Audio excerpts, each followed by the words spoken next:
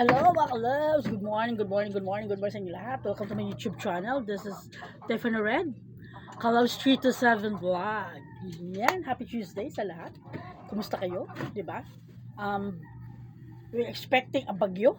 Tama? Malakas na bagyo. And tumama siya sa Guam, of course. Si Bobby. Tapos pag dumating sa Pilipinas, magiging Inday ang pangalan niya. So ngayon, hahatakin yung habagat. So, technically, puro tayo ulan yan. Di ba mga kalabs? But, alam mo naman, ang Pilipino, waterproof yan. Di ba waterproof tayo? Talagang lahat ng, lagi tayong may pag-asa, lagi tayong nag-iisip ng positivity. Di ba? Very optimistic ang mga Pilipino. And that's what Filipino makes different from other countries, from other lahi, kasi Filipino is very optimistic mga kalabs, So ayun, nakakangiti pa rin sila kahit alam naman nilang there's something very wrong sa kanilang bansa. Ayan, naging positive pa rin sila, may mga mabubuti at mga na mga tao, na mga leaders, di ba? So ayan. For this video mga kalabs, we're talking about small details lang about sa friendships. Ayan. And sa mga dumadanas ng ganun, diba? So nakakaroon sila ng betrayal. You know that they're talking back. They're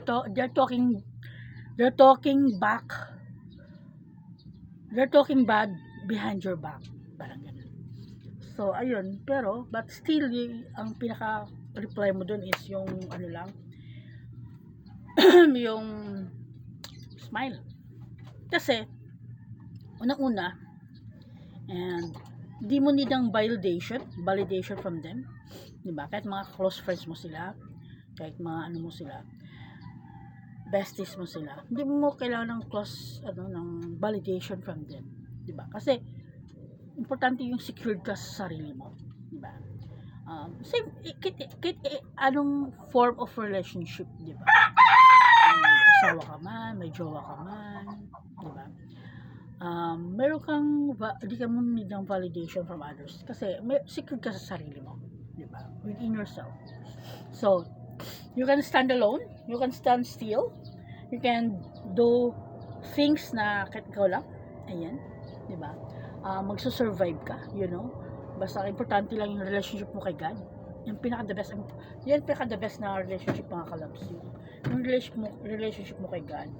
Kasi if you're in love with God, wala na parang wala nang mawawala sa iyo kasi di ba, nasa kanya ka, parang lahat na lang ng bagay na inano mo sa mundo is inano kay God, di ba? Yung presensya niya ang pinaka-importante, di ba? Walang kakatumbas doon, mga kalabs, di ba? So, this is very, na ating topic. Seryoso, ayan. Ayan, coffee muna tayo mga ka-subscriber ko. Shout out sa inyo lahat dyan.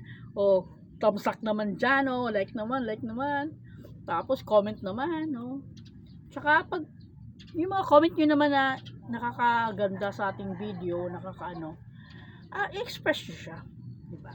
It's okay, babasahin ko siya kung anong, wala nang problema dun kung ano man yun. Basta constructive criticism lang, walang bashing, parang gano'n.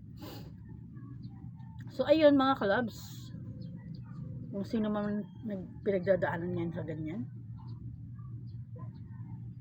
Kasi you start, pwede ka mag-start ng new diba? Hindi mo kailangan ng kahit isa lang siya, basta tunay siya.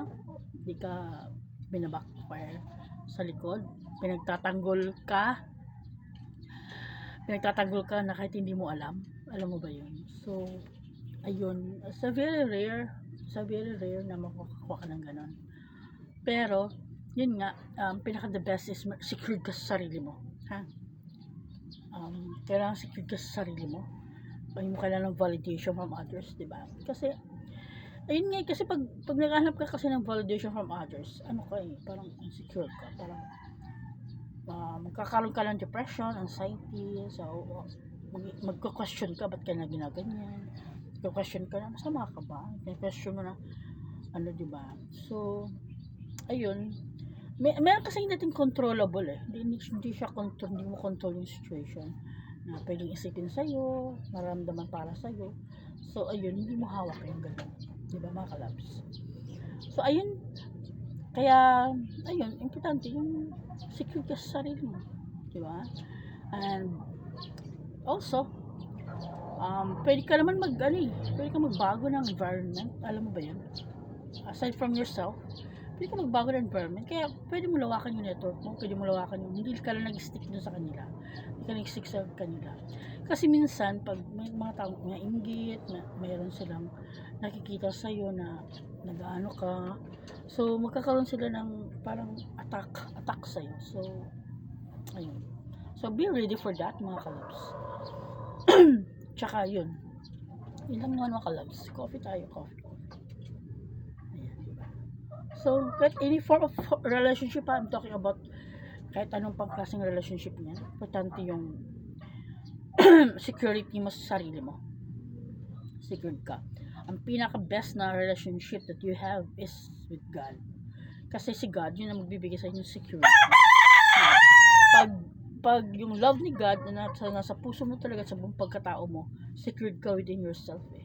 Yun ang pinaka-armor mo, yun ang pinaka-panlaban mo sa araw-araw, yun ang pinaka-panlaban mo sa mga tao mo panglait, yun ang pinaka-kala ano mo, panlaban mo sa mga taong aatakihin ka. Diba? Kasi violence is everywhere. Lahat mo yun pwede mong, tsaka yung bullying is everywhere also. So, ayun. Beware of that. Ayun, makikinig ka kung ano yung mga, ano nila. So, pero mas maganda. Alam mo naman sa sarili mo na wala kang ginagawa, wala kang kaso. So, you go with yourself. Diba? Kasi secure ka sa sarili mo eh. Diba? You with God eh. So, hindi mo kailangan ng validation nila. Hindi mo kailangan experience sa sarili mo. Diba? Tsaka, matuto ka mag-say no. Diba, no? Hindi lahat ng pwede. No, hindi. You have to say no. If ayaw mo, no, it's a no. Ganun. You have to set boundaries. Kasi, huwag mo hayaan yung mga taong lalagutin ka, huwag mo hayaan yung mga taong apihin ka, huwag mo hayaan yung mga taong parang basta ka nalang insultuhin. No, hindi. Pagbigyan mo, oo. Pero pag, may boundaries yun. May set ka ng boundaries talaga. Huwag mong, na basta ka nalang gaganon nila, diba? In the first place. Sino ba sila? You know more of yourself.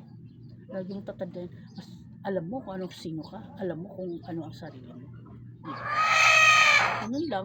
Focus ka sa goal mo. Kung may goal ka, focus ka. Kasi, pag focus ka doon sa goal mo, alam mo ba yun? Pag naging successful ka, hindi sila mag-earn. Ikaw ang mag-earn nun. Diba? Ikaw mag-earn nun pag naging successful ka.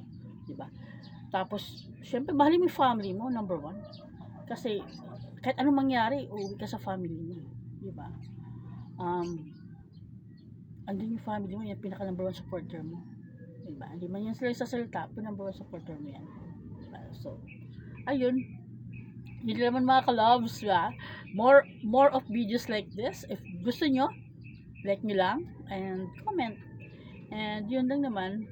Bye! Thank you for watching, guys. Thank you for watching mga ka-loves. Oh, thank you sa pag-subscribe. Bye! Thank you for watching.